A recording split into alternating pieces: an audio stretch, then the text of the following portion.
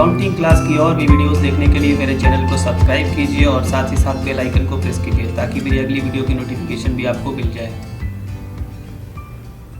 Hello and welcome to the accounting class.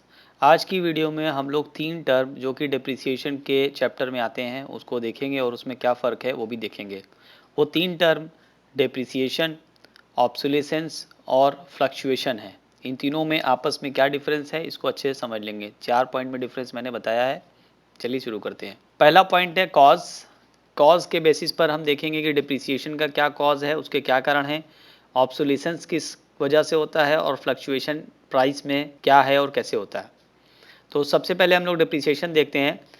Depreciation is the reduction in the value of an asset due to use, lapse of time and natural cause. जब हम किसी चीज़ को इस्तेमाल करते हैं तो इस्तेमाल करने से वो चीज़ धीरे धीरे घिसती है और वो धीरे धीरे कमज़ोर होती जाती है और इसी वजह से उसकी वैल्यू कम होती जाती है। कुछ चीज़ों का टाइम की वजह से भी उसकी इम्पोर्टेंस कम हो जाती है, उसकी कीमत कम होने लगती है। नेचुरल कॉज भी हो सकते हैं किसी चीज़ की वैल्यू में गिरावट के। तो ये सारी चीज़ जो है वो डिप्रिसिएशन कहलाती हैं। इन सभी वजह से जो भी वैल्यू कम होगी उसको हम लोग डिप्रिसिएशन कहेंगे। जबकि ऑब्सोलेसेंस में भी वैल्यू कम होती है एसेट्स की, लेकिन उसका रीज़न वियर एंड टीयर या लैप्स ऑफ टाइम नहीं है, बल्कि उसका रीज़न है इन्वेंशंस हो जाने की वजह से एग्जिस्टिंग प्रोडक्ट्स की वैल्यू कम हो जाती है। जैसे मान लीजिए आज के दौर में आपके पास मोबाइल फ़ोन है, बड़ा अच्छा स्मार्टफोन आपने ले रखा है, बहुत एडवांस्ड है वो, लेकिन आपको ये मालूम है कि जो जितना भी एडवांस आपके पास फ़ोन हो वो आज है, लेकिन कल वो ऐसा फ़ोन एडवांस नहीं रह जाएगा, क्योंकि उससे ज़्यादा एडवांस फ़ोन मार्केट में आ जाएगा। तो जब उससे अच्छा, उससे ज़्यादा एडवांस, उससे नया वर्जन आ जाएगा, उसमें ज़्यादा फीचर होगी, तो आपके फ़ोन की कीमत अचानक गिर जाएगी, क्योंकि फिर उस फ़ोन को लोग पसंद नहीं करेंगे, खुद आप भी उसको पसंद इतना नहीं कर पाएंगे। आपको वो नया वाला फ़ोन जो ज़्यादा फीचर वाला है वही ज़्यादा अट्रैक्ट करेगा। तो अपने आप इस पुराने फ़ोन की कीमत गिरने लग जाएगी और काफ़ी हद तक की गिर जाएगी। तो जिस फील्ड में जितना ज़्यादा इन्वेंशंस होता है, जितने ज़्यादा आविष्कार होते हैं, जितने ज़्यादा डेवलपमेंट होता है, उस फील्ड में उतनी तेज़ी के साथ ऑब्सोलेसेंस होता है।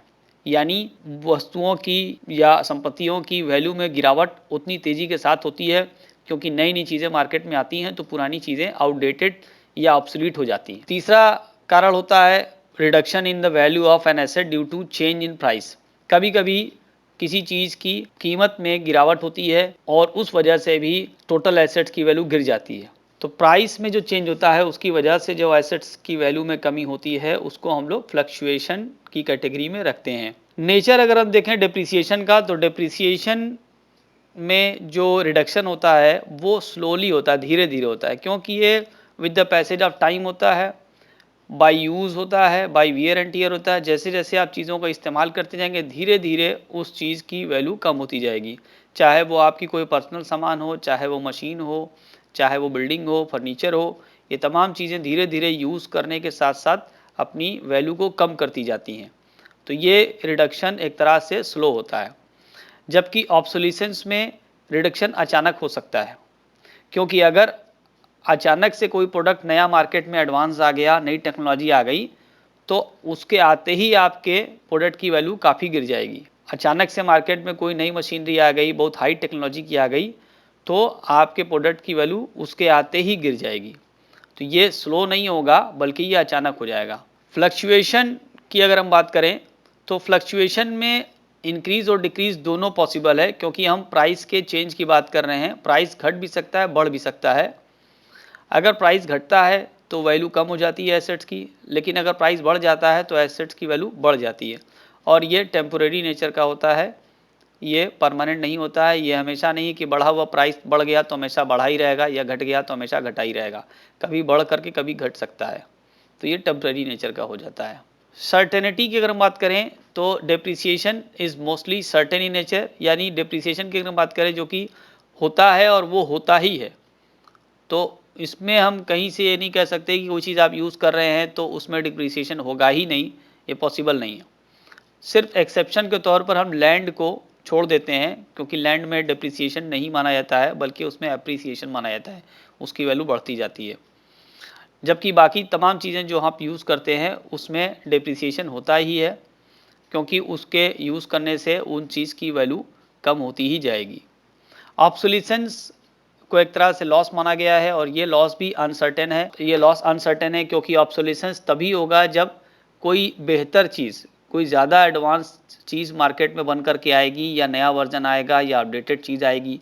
अगर मार्केट में कई साल तक कोई नया वर्जन, कोई एडवांस टेक्नोलॉजी नहीं आ रही है किसी प्रोडक्ट की, तो जो चल रही है उसी को लोग पसंद करते रहेंगे, उसी पर लोग काम चलाते रहेंगे अपना, क्योंकि उनको पता ही नहीं कि इससे अच्छा कुछ और भी बन सकता है।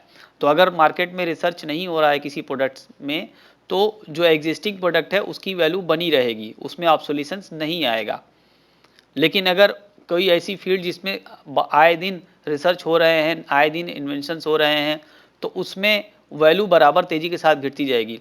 आप यही वजह है कि आप मोबाइल फ़ोन में एग्जांपल देखेंगे कि मोबाइल फ़ोन की जो मार्केट थी उसमें तेज़ी के साथ ऑब्सोलेसेंस पाया गया, क्योंकि जो मोबाइल फ़ोन आप जितना महंगा पहले यूज़ करते थे, आज उसकी कीमत काफ़ी गिर गई, बहुत अचानक से गिर गई और बहुत तेज़ी के साथ गिर जाती है। आप महंगे से महंगा फ़ोन आज लीजिए, 6 महीने के बाद उसकी कीमत गिर जाएगी, क्योंकि 6 महीने बाद उसका दूसरा वर्जन मार्केट में आ जाता है, उसका दूसरा मॉडल आ जाता है जो कि उससे बेहतर होता है। तो एग्जिस्टिंग मॉडल जो होता है उसकी वैल्यू गिर जाती है। तो ये लॉस जो है बड़ा अनसर्टेन है।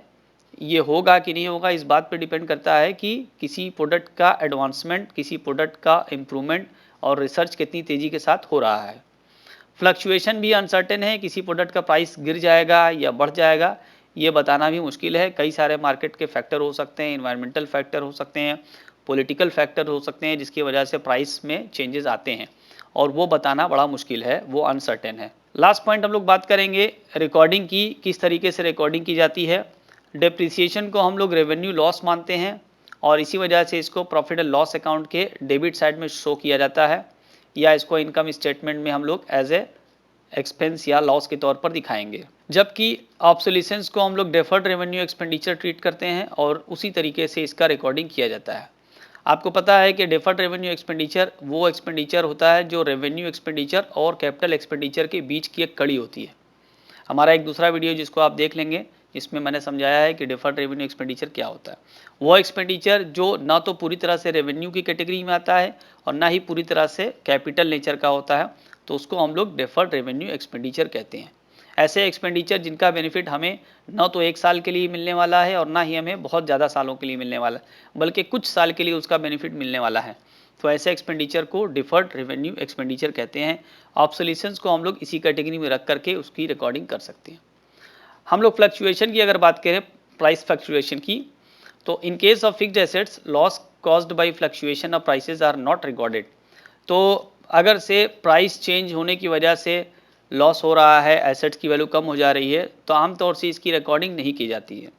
हाँ, किसी स्पेशल केस में हम लोग इस लॉस को या इस गेन को कंप्यूट कर सकते हैं रीवैल्यूएशन करके। तो लॉस और gain can be recorded in special case by revaluation of assets and reassessment of liabilities. आप कभी देखते होंगे पार्टनरशिप वगैरह कोई चैप्टर पढ़ते होंगे तो वहाँ पर रिवैल्यूएशन होता है एसेट्स और लायबिलिटीज़ का। तो एसेट्स और लायबिलिटीज़ की वैल्यू में जो चेंजिंग हुई है, उस चेंज की वजह से क्या प्रॉफिट हो रहा है या क्या गेन हो रहा है या क्या लॉस हो रहा है, इसको पता करने के लिए रीवैल्यूएशन अकाउंट बनाया जा सकता है और वहाँ पर होने वाले उस लॉस को या उस गेन को कंसिडर किया जा सकता है। हालांकि ये बड़ा परमानेंट नेचर का नहीं होता है, ये बड़ा अनसर्टेन होता है और ज़्यादातर इस तरह के लॉस को या इस तरह की गेन को इग्नोर कर दिया जाता है, वो रिकॉर्ड नहीं किया जा सकता है। उम्मीद करते हैं सारी इन्फॉर्मेशन आपको यूज़फुल लगी होगी। तो अगर आपने मेरे चैनल को अभी तक सब्सक्राइब नहीं किया है, प्लीज़ इसको सब्सक्राइब कर लें। मैं इस तरह की वीडियो और भी बनाता हूँ। अगर वीडियो पसंद आया तो उसको शेयर कर दें। अपना बहुत ख्याल रखें। मिलते हैं अगली वीडियो में, तब तक के लिए गुड बाय।